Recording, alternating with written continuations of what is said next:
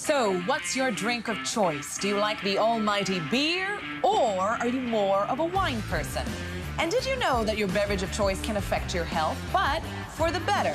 So when it comes to gaining health points, who comes out on top? Is it beer or is it wine?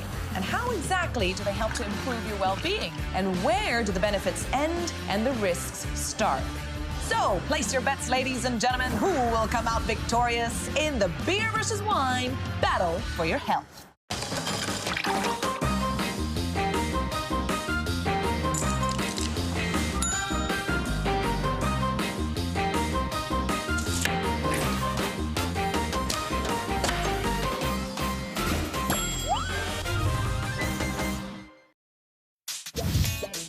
Oh yeah, here we go again. An apple a day keeps the doctor away. But did you ever stop to consider that your doc might actually prefer a Merlot or even an ale? They might be onto something here, folks. Beer and wine are two massively different drinks, and they've been around for thousands of years. They have different ingredients and use different methods, but both beer and wine have some surprising health benefits. Whew, I am taking this investigation to the bottom of the barrel, the bottom of the bottle, or the can. Actually, wine even comes in boxes now. Anyway, the point is, which one of these two drinks is better for your health? But first things first, why did we start drinking beer and wine in the first place? Right until the 18th century in much of Europe, water was not drinkable. Before the advent of potable water, beer was the first choice of liquid because to make beer, you need to have the water at least partially boiled. So it made a lot of sense for people to drink beer because they knew that at least the water that was used to produce the beer was partially boiled or sterilized. When we talk about wine, of course, wine is made from grapes, and therefore the grape juice, by definition, would not be contaminated. But also remember that the alcohol in the wine will also act as a bacteriostat. Therefore, you'll be much safer to drink wine than non-potable water in this part of the world. I think it's an excellent idea to go out and meet some real beer and wine experts. So let's start with the beer brewer, Ivan.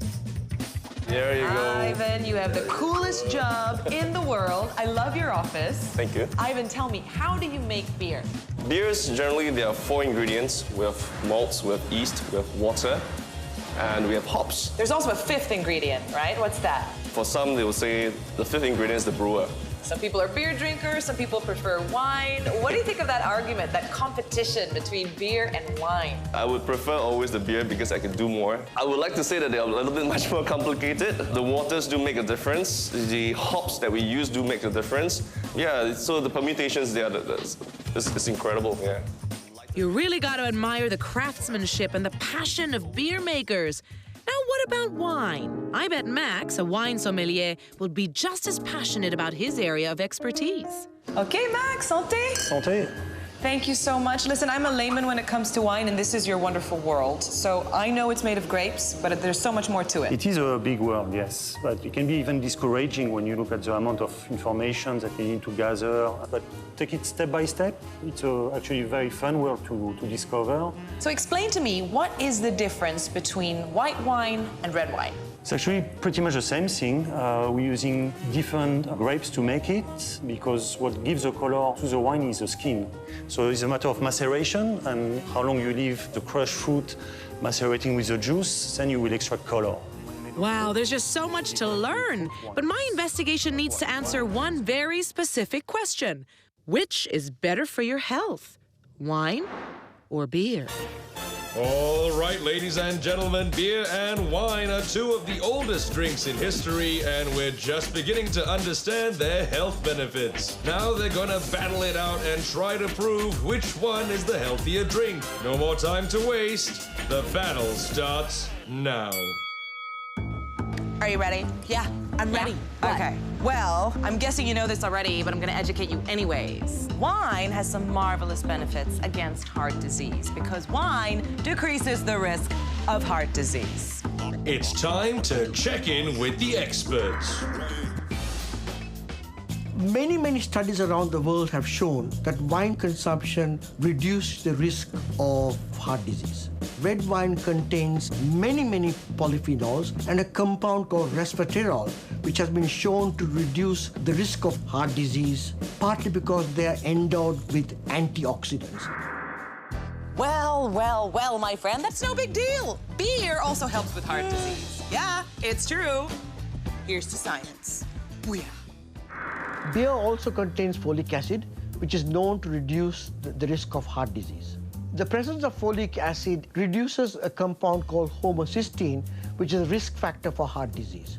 So increased consumption of folic acid reduces homocysteine, which will also reduce the risk of heart disease. That's just one thing. Well, it sure is an exciting start to round one. Hard to admit, but okay. By the way, here's a good one. Did you know that beer also helps to protect you from Alzheimer's disease? Whoa, if that's true, beer will truly show off its strengths. Let's investigate that claim. Well, this is interesting. A research team at Loyola University Chicago came to the conclusion that moderate beer drinkers were 23% less likely to develop different forms of dementia and cognitive impairment, including Alzheimer's. Keep in mind, these results come from one particular study. More research is still needed, and consumers should take these claims with a pinch of salt. That's truly impressive. Now let's go back to our battle. Well, I have a good one for you, sweetie. Drinking wine slashes the risk of diabetes. Sounds good. Let's see what the experts say. So there is mounting evidence recently that when you drink wine with a high carbohydrate diet, some of the polyphenols bind with the carbohydrate that you consume and lowers the blood glucose. So this obviously prevents you from getting diabetes in the long term. And this, of course, is a recent observation and needs to be substantiated with further experiments in the not too distant future. What an exciting first round! What other health benefits are they packing? Well, stay tuned for round two to find out who packs a bigger health punch. Coming up, we reveal the truth about some of the most common beer and wine myths. And our taste test will try to prove, is expensive wine really that different?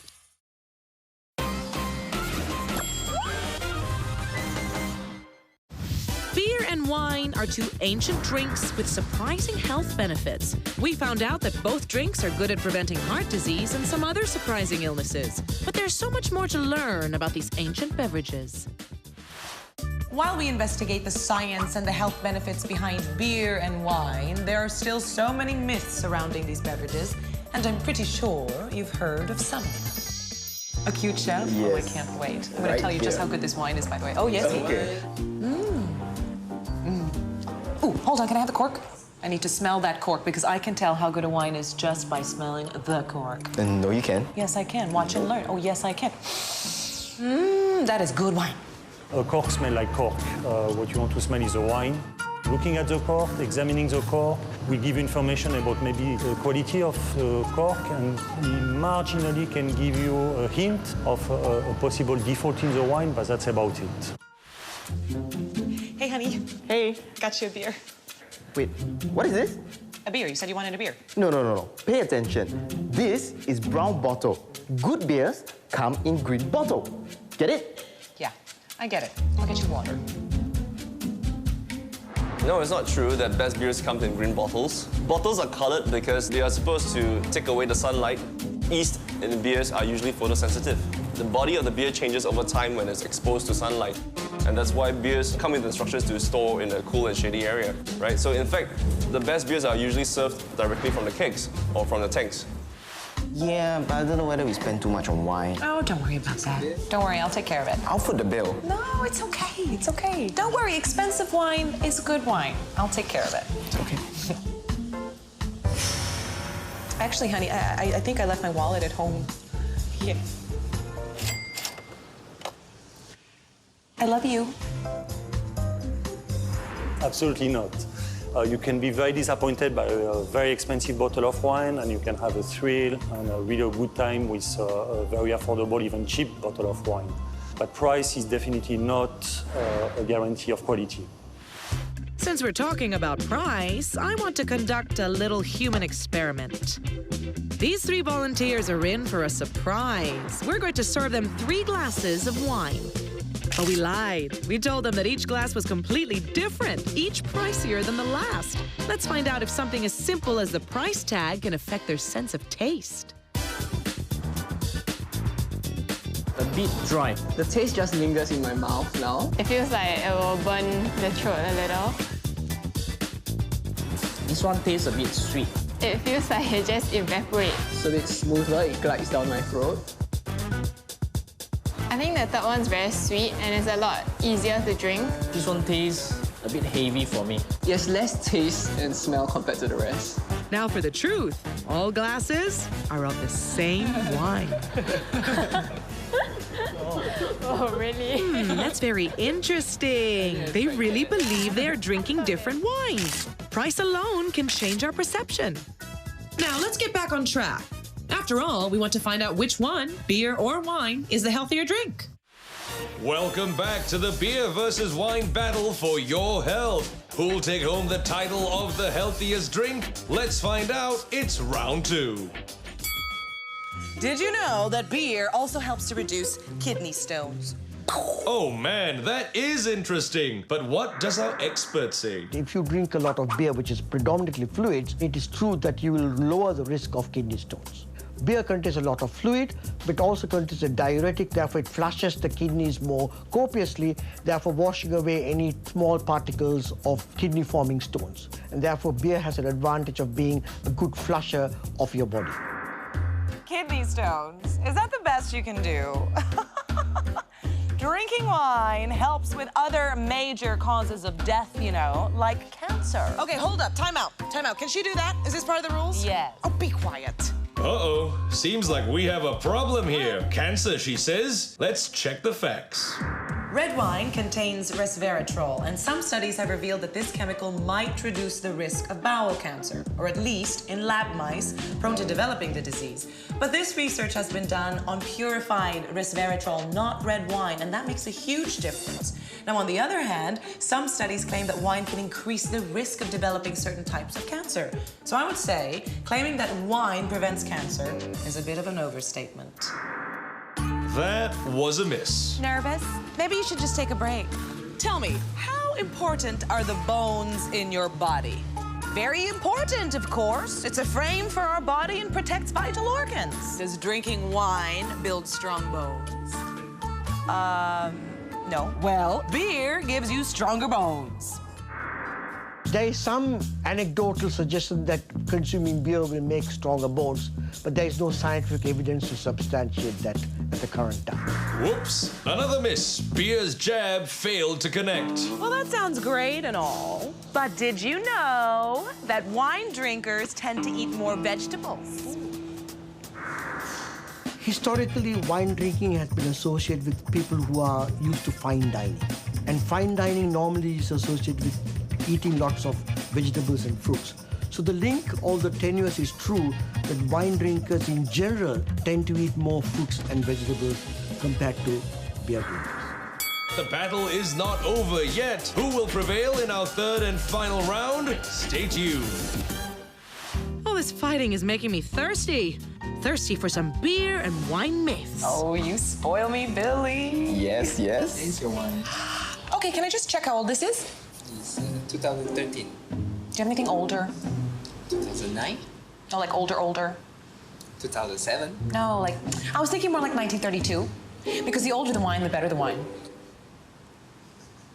Absolutely not. Some wines are meant to be drank young. Age is not necessarily a gauge of quality or improving the wine. It can even actually kill the wine. So when you will open the bottle, it will not what you will be expecting originally. So you may come to disappointment. Hey, Annie. Okay. What is this? A beer? In a can? Yeah. Next time buy bottled beer. It tastes so much better than canned beer. That's a fact or something. No, it's not true that bottled beers are fresher than the canned beer. They're pretty much the same. It's just that the packaging is different. My advice is, if you want to drink a fresh beer, go to a pub where they serve draft beer. Coming up, The battle between beer and wine reaches its hangover moment as the bad side of drinking alcohol rears its ugly head. And we explore the sobering reason for the Asian flush. What dangers lurk behind those red cheeks?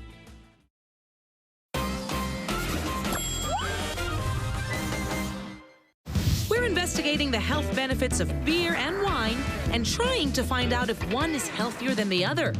We've also debunked some common myths about both beverages. Now, it's time to go back to the main event. We're back. It's round 3 for the beer versus wine battle for your health. It's the final round, and from the looks of it, things are getting ugly. Okay. Wine prevents sunburns. That sounds fishy. Can we get the judges? Wine preventing sunburn is the first I've heard, but who knows? That was way off the mark, but something tells me both are in trouble. What were we talking about? Well, if wine prevents sunburns, then why are you so red? You're red too. Well, the redness is not from sunburn, but from a natural condition called the Asian flush. Asian flush is simply what happens to most Asians, notably Chinese, Japanese, and Koreans, when they consume alcohol, because the alcohol is broken down into a compound called aldehydes, and this aldehyde is the one that causes this Asian flush. So how many East Asians suffer from it, and how much alcohol does it take to cause Asian flush? Up to 50 to 60% do not have this enzyme, and therefore they get flushed and they have this reddening of the face. Even 1 glass of alcohol can cause Asian flushing. It needs only a small amount to trigger this flushing, but more significantly, some of them might get palpitation of the heart, nausea, and also headache, because this aldehyde is not commonly found to be circulating in your body. Oh dear, it seems that alcohol has reared its ugly head. Our contestants look unwell. Okay. But did you know that drinking too much beer makes you fat and gives you heartburn? Oh yeah? Well, you do the same, dear, but you also stain people's teeth. Ooh, cheap shots from both sides. First, let's analyze the claim that beer makes you fat. Many people don't appreciate that beer also contains calories. And so it looks very innocuous, but if you down 3 or 4 cans of beer, it adds up to about 400 to 500 calories. So, what about wine staining teeth? What's that verdict?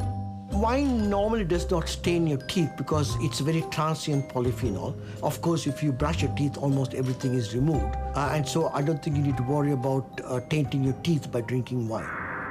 This is it, the final moments of the bout. I'm not tired. Drinking wine can give people a stroke. Alcohol and stroke have a very complex and often unclear relationship. On one hand, alcohol is well established as one of the causes of strokes. On the other hand, wine has been reported to help prevent strokes. So I would say, to be safe, I would have to agree that too much alcohol, or in this case, too much wine, can increase the risk of having a stroke. Well, it seems that both our contestants have had too much alcohol and are unfit for battle. So, it's a double knockout. If you've learned something from this battle between beer and wine, it's drink in moderation. Excessive alcohol consumption will certainly in the final state cause intoxication. It also affects your brain cells. Thirdly, it also will cause potentially excess body weight, and last but not least, in men, attenuates their testosterone. So if the sperm cells are not produced properly because of high alcohol consumption, that can lead to infertility. The non-alcoholic versions of beer have been shunned by some people as being, well, not very tasty. But is this true, or is it just prejudice? We served 3 different types of alcoholic-free beer to our volunteers. Let's see what they think of it. Well, this tastes exactly like beer. It has a very light beer taste and it's very diluted. Tastes like a fruit to me. The second one's a lot less gassy. A bit stronger than the first one. This is just really fizzy and bitter. This is my favorite one. It's a bit sweeter and It's a nice aftertaste to it. The hint of fruit is a lot more obvious than the first two. Doesn't have any aftertaste effect in my mouth. Not bad, not bad. They seem satisfied. I think alcohol-free beer can definitely be an alternative. But what about non-alcoholic wine? That's just grape juice, right? Yes, but it can be fancy too, and I'm gonna try it. Fresh pressed juice of Merlot grape. No alcohol in No there, alcohol, no but fermentation. using the Merlot happen, grape. But using the Merlot grape. Wine without the guilt. I like it.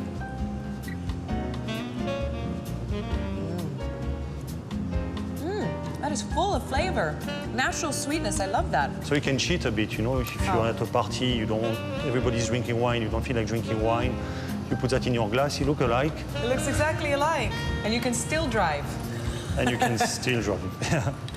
But if you still want to have the alcoholic versions, how much is just right to reap the maximum health benefits?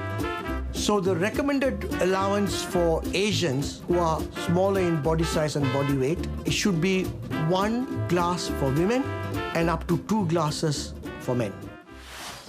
So now you know that having a drink, whether it's beer or wine, is really no big sin, as long as you're enjoying it in moderation. In fact, these beverages have some pretty awesome health benefits if you have them in small quantities. But please remember, they're not miracle drinks, and some of the health benefits are still being studied and vetted today. But when it comes to taste, well, there's no real winner. Let your taste buds be your guide. Remember, moderation is always the key. So cheers.